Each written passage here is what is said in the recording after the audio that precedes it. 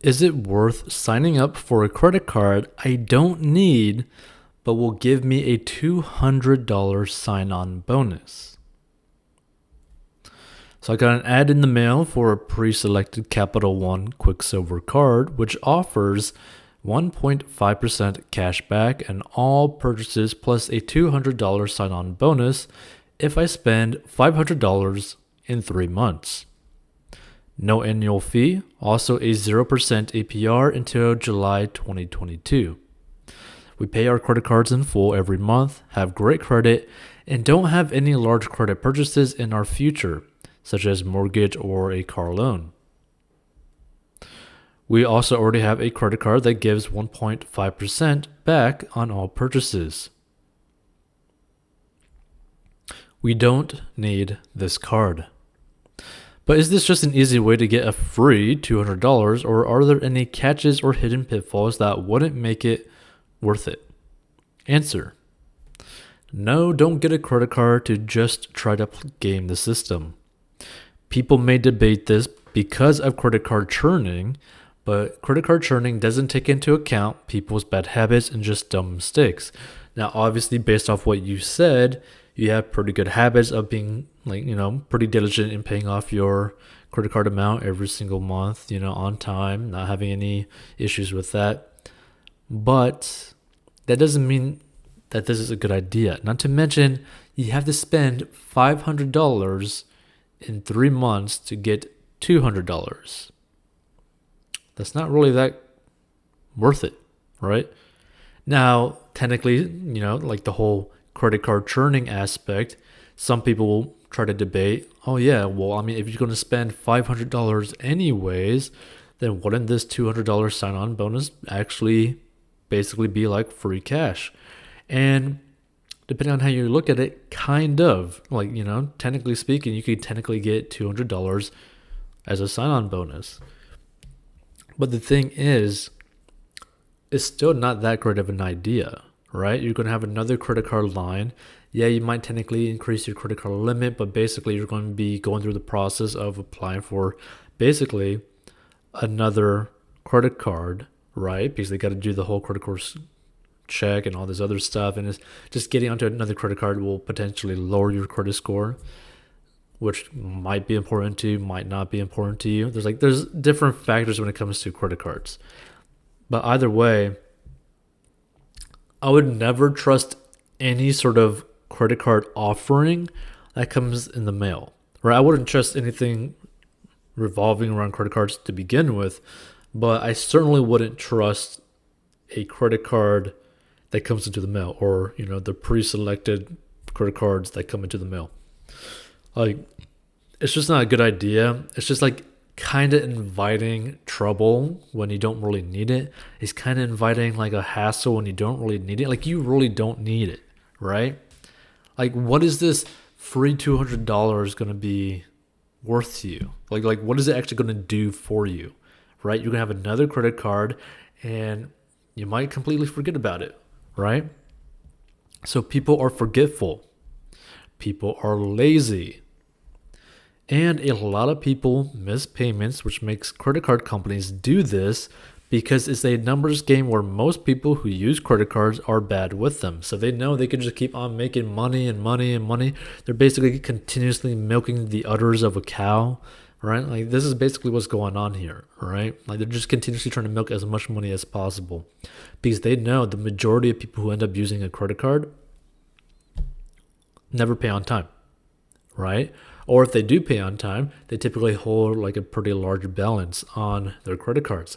So it's never really a good idea it's not really a good idea to have a credit card, and it's definitely not a good idea to get more credit cards, especially when you don't even need a credit card, when you already have a credit card that literally offers the exact same thing, just no sign-on bonus.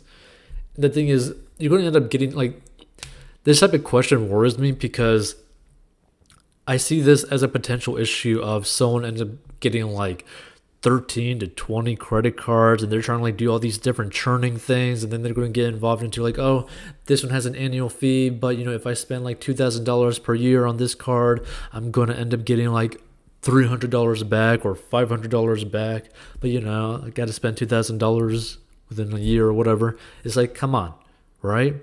Anything that's basically making you spend money is not a good idea, right? It's just not a good idea. Like, I don't see why it would really make sense for anyone to just go and do this, right?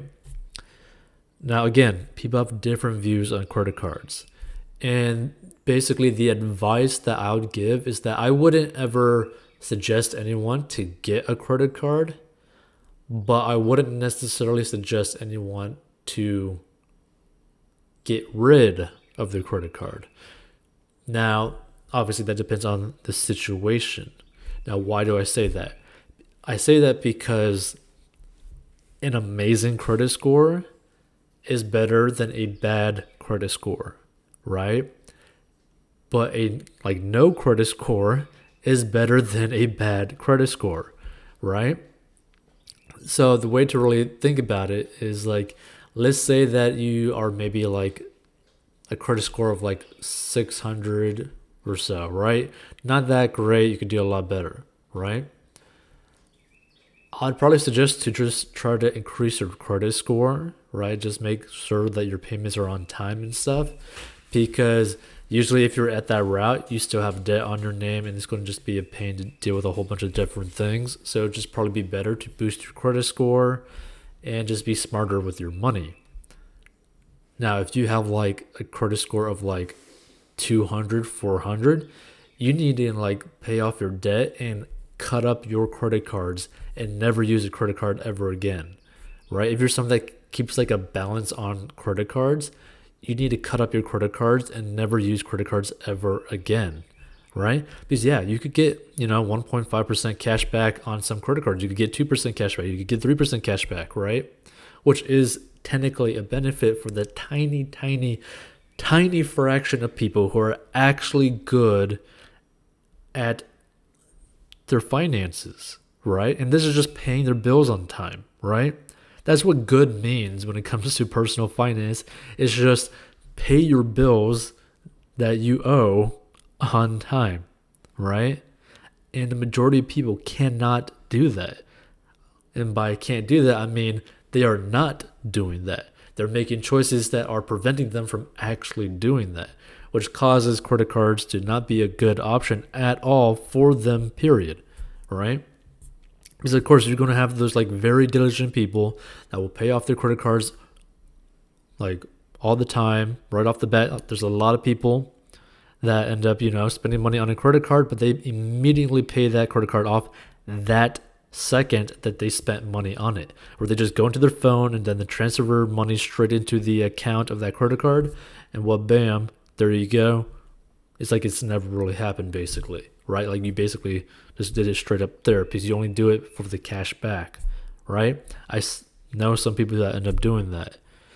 But you got to understand, most people are not like that. This is why credit cards are sometimes very hated, and a lot of people need to just cut them up, because the majority of the population that end up using credit cards are bad with credit cards. And this is basically what allows credit card companies to just basically be legal loan sharks and just milk people for whatever they're worth. So just keep that in mind.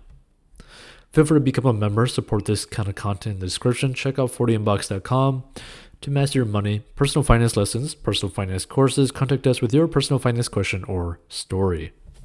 And feel free to give your thoughts. Would you go get a credit card even though you already have a credit card for $200, even though you gotta spend $500 within a certain amount of time frame? Do you think that's worth it to you? Are you part of that whole credit churning group, right? What are your thoughts on it? Feel free to give your thoughts on it.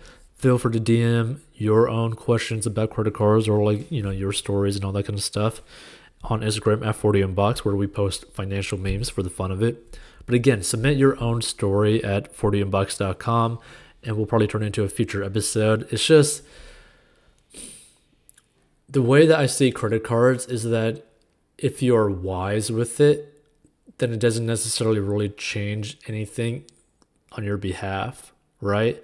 Yeah, you get some slight benefit from cash back and just like a really nice credit score. Like a really nice credit score does allow you to do a lot of things with that, right?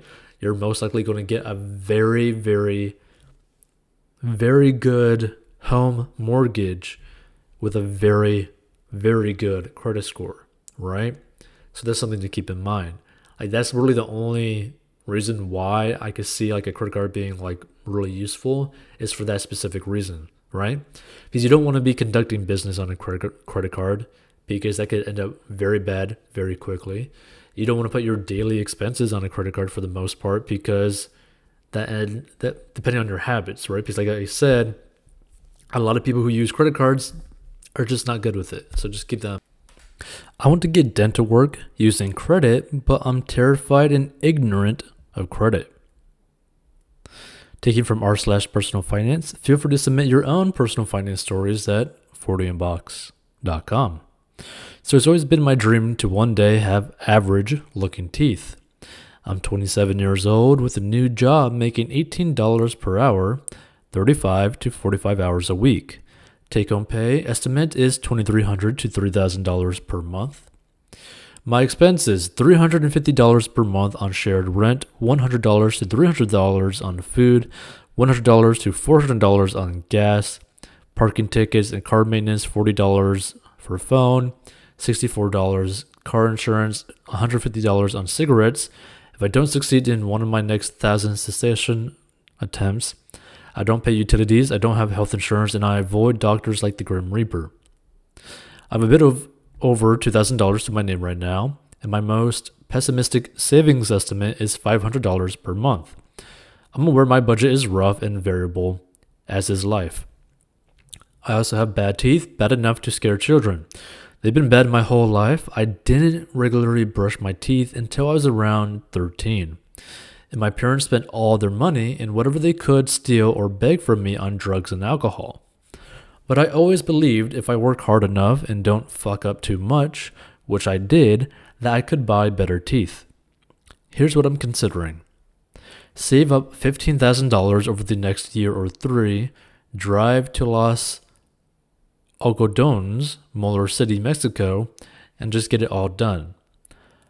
I've had exams and x-rays, but I still don't have a good idea what I'd actually need and how much it would cost, only that it would be about 30% of the price out there. This appeals to me because I love the Southwest and I always fantasize about traveling, but I would probably have to quit my job as I might have to stay for an extended time. I will have to research and plan a lot more to ensure I don't wind up stranded and broke south of the border with my beautiful new smile. Should I commit the cardinal sin and put it on credit card right now? I am willing to go into debt and pay interest on it to an extent, but I've never done anything like this, never had a credit card, and I have no idea how to go about it. I've had total opposite advice from friends and family from, you're young, everybody does this, enjoy life, it'll be nothing once you have a career, to it will completely ruin your life, you'll be buried in debt forever, it's the dumbest thing you can do, never get a credit card. It has not helped me make a decision. The thing is, I really want to get my teeth fixed up. I want to start attempting to date and talking to girls I like. I want to be able to laugh and smile without embarrassment and guilt. I want to stop feeling like a repulsive goblin creature all the time. I would be totally fine with having to put off retiring by 10 years to enjoy 1 year of my 20s. What I don't want is to regret it. I've seen too many souls crushed by debt, so many people I love and care about helplessly squirming under the oppressive boot heel of compound interest. To me, borrowing money from a financial institution is like summoning the devil to grant my earthly desires. If this isn't an absolutely terrible decision, I need to know how to go about it. Please just give me advice on what you would do in my situation. My indecisiveness is causing me distress and I need to make up my mind. Too long, did not read. The Romans could have easily conquered Germania. So the answer. Hey, you human who feels like they look like a goblin. I can see you're hurting like a chicken getting slaughtered in a food market, which probably would be happening in Mexico if you're not too careful. But you pretty much worded it the best.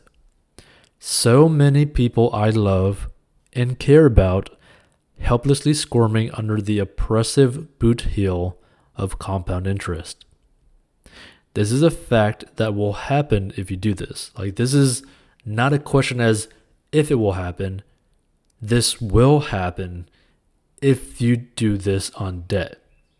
Like, that will be a fact of life, right? So just keep that in mind. Like, that is a fact that will happen to you in your current situation if you were to just go do that right now. Now, there are two main routes to lean towards. Save up the cash to get the best set of teeth that you want. You also may get a discount if you let places know that you'd be paying in cash and not insurance. And I'm talking about more so in like the States, right? Now, you could actually find probably cheaper places, maybe not even Mexico. It might be actually a whole different other country other than the United States or Mexico. It might be like Singapore, or it might be Thailand or someplace else like that you might think about as well. But there's nothing stopping you from going to a different country and seeing what they have to offer you. The only thing is, if they screw up on you over there, there's not really a course for you to take to mitigate that. Like, you can't really sue them when they're over there, right? Like, into like a different country. Like, imagine like if you brought 15K cash down to Mexico, hopefully you don't get robbed, and then you end up, getting your work done, and then basically you find out that they basically filled cement in your mouth, right? Like, that's something to really think about. Like, there's not really a good legal process for you that's available to you if you go to different countries and do this. Now, I'm not saying that the care isn't amazing in other countries. It can be. But what I'm saying is there's not really a lot of options available to you that will potentially protect you. Now, another option is you can remove your teeth and get a full denture, which may be cheaper than what you are planning on doing, which I'm going to assume you're planning on basically getting a full mouth full of permanent teeth, or basically implants, which tend to last more so like a lifetime and tend to look like almost 10/10 on the perfection scale, especially depending on the price that you're kind of like looking for, like the $10,000, $15,000, $20,000 range. Like, that's what I'm kind of thinking that you're probably doing, or you're getting veneers or something, like a full set of veneers. But there's a lot of different options available to you within the States, and you got to really think about what's the best option for you that you're not really going to regret, right? Like you said, you don't want to regret this. So there are routes to take, but you want to enjoy your teeth and your life and not be depressed and potentially soul crushed from potentially not being able to afford the payments for your teeth. Like, keep that in mind, right? The thing is, you really got to understand too, you might end up being able to fix your teeth, but it doesn't necessarily fix your mind, right? So you got to keep that in mind, where you're still going to be stuck in the same body. You are still going to be, covered with your skin shell thing, right? You're still going to be covered with, pimples if you got pimples. You're going to still be, paranoid about whether or not you look like a goblin or not, right? You're still going to be worried about, am I like antisocial? Like, am I too antisocial to be able to talk to another person? Like, that's something to really think about. Is like, just because you might be able to fix like a physical aspect to you, which might end up helping you mentally, you're still stuck in your body, right? Like, you still have other aspects of your life, of your personality, of your body that it might actually be more detrimental to you, right? Because here's the thing. I've seen people that literally had like meth mouth, which if you've ever seen it before, it is absolutely disgusting. And, you talking about how your parents basically stole money from you to do drugs and stuff. I'm assuming that you've probably actually seen this before, and you see how bad it actually is. But think about it. There's people who end up having meth mouth that actually have like a partner, that actually have kids, right?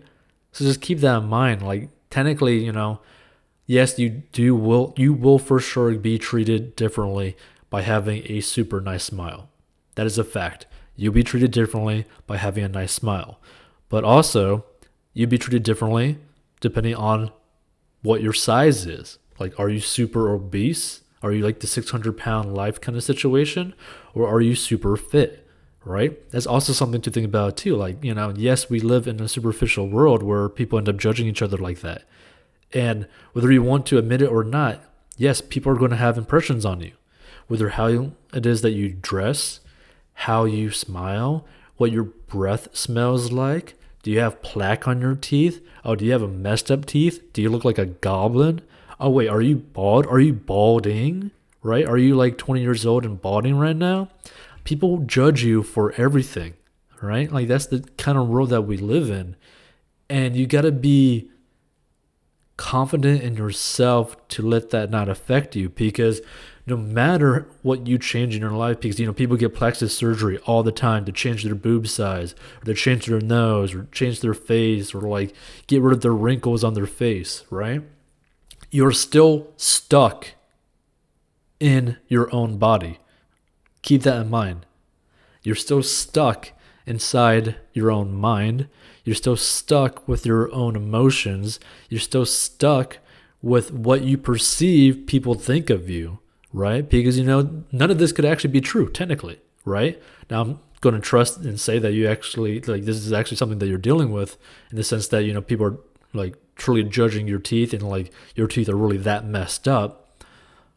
But you got to understand, are you 100% certain that people are just not going to judge your teeth even when you have perfect teeth? They might be thinking, this guy has like perfect teeth. Why does he have fake teeth? Right? That might be someone, like, what might go through somebody's thoughts in this situation. So just keep that in mind. But yes, if you have a better smile, you will get treated better. You probably feel a little bit more confident about you. But also, losing weight will make you feel confident about yourself too. So just keep that in mind. There are options to you. And this is something that you definitely do not want to regret, right? You do not want to regret this. And you could go down to Mexico, but I would feel kind of uneasy, especially with the whole situation that's going on right now, dealing with the whole border issue, border crisis kind of situation. Like, it's getting really weird between Mexico and the United States right now. So if you are able to save up the money, I would not go like this year. I would not go next year, which, by the way, your budget needs work. Your budget is honestly crap. Just to put it out there, your budget is crap, right? You need to get a hold of how much money you spend on food. You need to get a hold on just your weird expenses that end up having like a $300 difference, right? Like that, that's a pretty big fluctuation. So if you have that on point, if you save up your money in cash and be able to do whatever you want with that, then it doesn't even matter, right? Like, if you save up $15,000 in cash and you go down to Mexico and get the job done and it looks amazing, awesome. If you go down there and get the job done and it's not to your liking, but it's still better, awesome. If you end up going down there and it is either the same or gets worse, well, you're not going to necessarily regret you doing it too much, because you at least took the attempt to try to fix something that you feel is something that is holding you back. And you're not having to regret having like certain payments every single month because you did it in cash. You don't got to worry about it, right? This is the thing. If you go this route, definitely do it in cash, so you have the freedom of not caring about it afterwards. Like, you want the freedom to go live your life. Because if you were to go into debt for this, you're not going to be able to live your life. You are not going to really be able to smile with a genuine smile, because deep down in the back of your head, you're like, holy crap, I have to spend so much money this month to be able to do this, that you might not even be able to take a girl out on a date, like a decent date that she might deserve, that you might feel like super amazing about with her, because you have such a horrible financial situation. So that's something to really think about too, right? Like if you get to the point where you are confident enough to go date a girl with your awesome new smile so that you don't feel like a goblin anymore, but you do this on debt, you could get into a situation where you can't even buy a person like a McDeath burger, McDonald's burger, for like a date. Which, by the way, you don't get much for like McDonald's. Like I actually went there recently. You don't get jack crap from McDonald's for like $10. Like I got it there because I had to do something with like blood work, and it was so worthless what you got, right? I haven't been to like McDonald's in years, and then I went to go get McDonald's. I was like, oh my god, this is what you get. You get this tiny little like soda cup, and then you get this tiny little burger and with then fries, but it's like over 2,000 calories. I'm like, what is this, right? Like this is literally like calories in a box. That's all it is. And like it's not worth anything. Like, you don't feel full with it. So that's a whole nother story.